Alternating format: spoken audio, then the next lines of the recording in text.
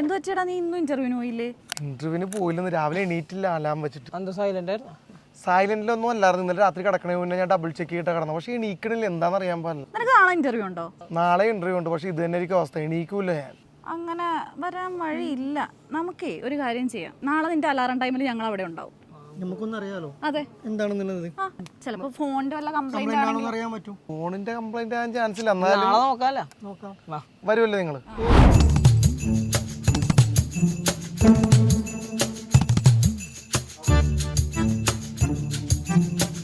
എടാ സമയത്രേ? 5:59. ഇപ്പൊ അലാറം അടിക്കും, നോക്കിക്കോ.